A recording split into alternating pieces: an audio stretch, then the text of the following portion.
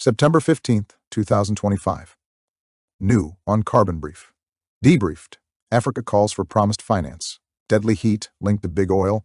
How to tackle net zero backlash. Daisy Dunn and Aisha Tandon.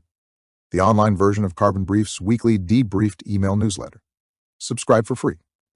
News. Vote on EU 2040 climate goal delayed as Germany backs French stance. Ewa Krakowska, John Anger and Michael Nienaber, Bloomberg. Germany has sided with France to elevate discussions on the European Union's 2040 climate goal to heads of government, delaying a vote on the proposal amid increasing concerns about its impact on industries and households, reports Bloomberg. Reuters also covers the delay, saying that European Union countries have shelved plans to approve a new climate change target week after pushback from governments including France and Germany over plans to quickly land a deal.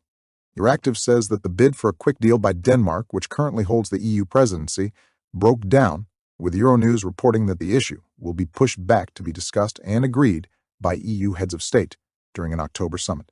Politico says the delay is casting doubt on whether the bloc can present its related climate plan for 2035 to the United Nations by the end of September. It adds, in total, 11 of 27 countries asked for a delay during a preparatory meeting on Friday, 3 diplomats said, listing the Czech Republic, Malta, Austria, Slovakia, Romania, Hungary, and Latvia, besides Italy, France, Germany, and Poland. 3 diplomats said that Denmark told countries they would call a meeting to determine what to do about the 2035 target, telling governments they had 3 options. Rising seas will threaten 1.5 million Australians by 2050. Landmark Climate Report warns. Lana Lamb, BBC News.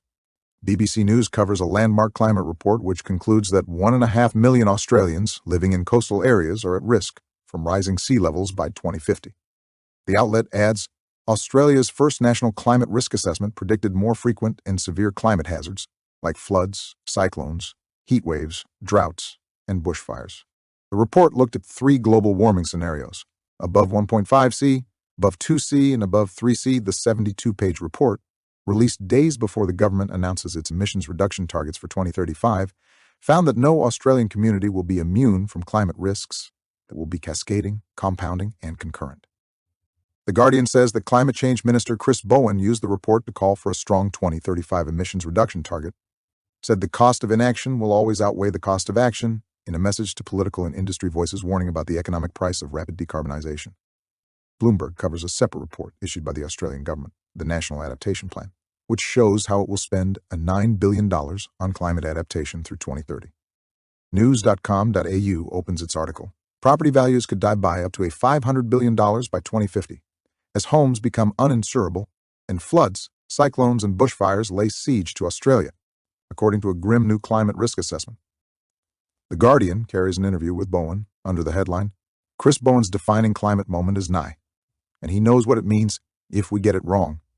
The Sydney Morning Herald has an analysis piece under the headline, Horrifying Report Paints Grim Picture of Australia's Future. By contrast, the climate skeptic Australian newspaper claims the doom and gloom climate report is pure speculation.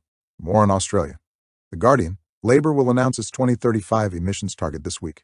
Here's how it could shape Australia's next decade. ABC News has a feature headlined, The Year Australia is Due to Blow Its Carbon Budget. The Guardian says that the Australian government is privately downplaying expectations of winning the bid to host next year's UN climate conference, as rival Turkey refuses to withdraw 2 months out from the decision date. U.S. EPA to stop collecting emissions data from polluters. Maxine Joselo, The New York Times. The U.S. Environmental Protection Agency has issued a proposal to stop requiring thousands of polluting facilities to report the amount of heat-trapping greenhouse gases that they release into the air, reports The New York Times. The newspaper adds that the proposal creates uncertainty for tax credits for carbon capture, which can only be claimed by firms that report their emissions data to the EPA. CNN says that environmental advocates blasted the proposal and quotes David Doniger, a senior strategist at the Natural Resources Defense Council, saying, big polluters may want to keep their climate pollution secret. More than 15 years ago, Congress ordered the EPA to collect and publish this data each year. This proposal gives polluters the secrecy they want in violation of the law.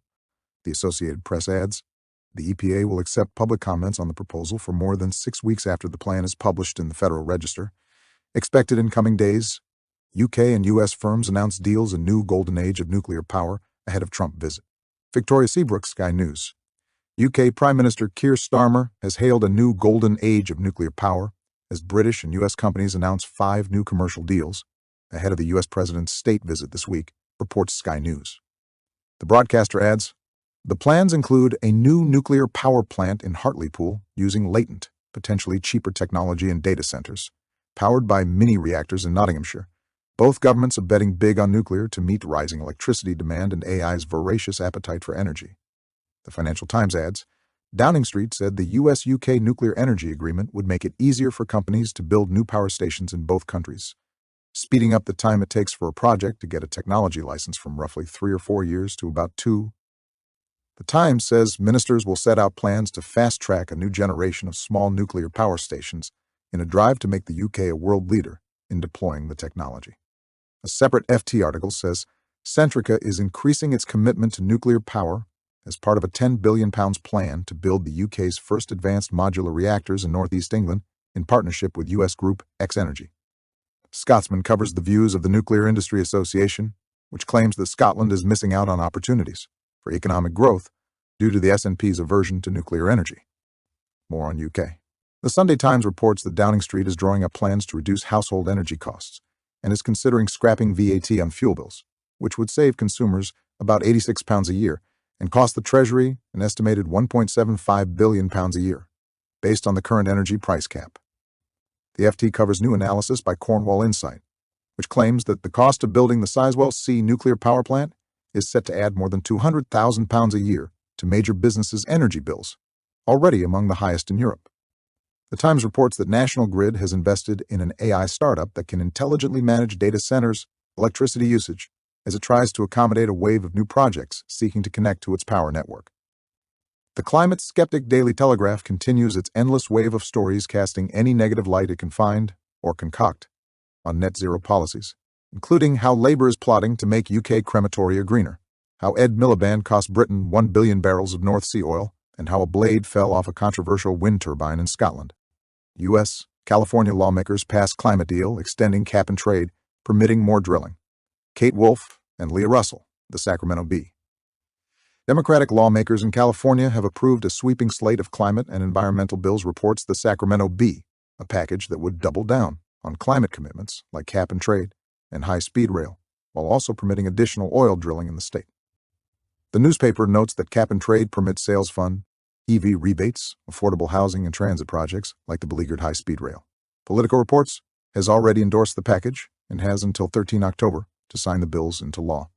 The measures, some of which Newsom had backed as early as April, as President Donald Trump issued threats against the state's climate policies, came together only in the last days of California's legislative session. The Associated Press says that Newsom is championed as a crucial tool to respond to the Trump administration's environmental rollbacks. China aims to nearly double battery storage by 2027 in $35 billion plan. Colleen Howe, Reuters. China is aiming to nearly double its new energy storage capacity to 180 gigawatts by 2027, from the current capacity of 95 gigawatts as of June this year, Reuters reports, citing a new government plan. The target will stimulate 250 billion yuan in investment in the sector, the Newswire says, adding that the new energy storage capacity in China is made up mostly of lithium-ion battery storage. State news agency Xinhua also covers the story, saying that the plan comes amid efforts to support green energy transition and ensure the stability of new type power systems. Business news outlet GMEN says the new plan sets the tone and development goals for the industry's development over the next 2 years. The outlet also quotes Yao Yi, Senior Climate and Energy Program Director at Greenpeace, saying that the plan indicates that China's new energy storage sector has shifted from the planning stage to large-scale development. More on China. Bloomberg. China's coal and steel output drop after production controls. The Times interviews Hannah Ridici, researcher at the University of Oxford and Our World in Data. China's emissions are now falling. I don't want to be the one who calls this is the peak, but I think there is the chance China's peak emissions are coming very, very soon. China has introduced a 2-year plan to promote the green and intelligent transformation of the country's power equipment industry, reports Xinhua.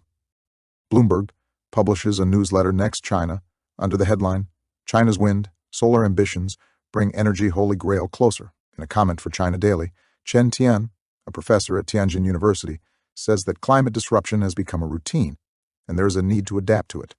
Bloomberg reports that China is expected to keep stockpiling crude at an accelerated rate this year and throughout 2026, according to Goldman Sachs. The Financial Times, China running out of rubbish to burn as waste power goes into overdrive.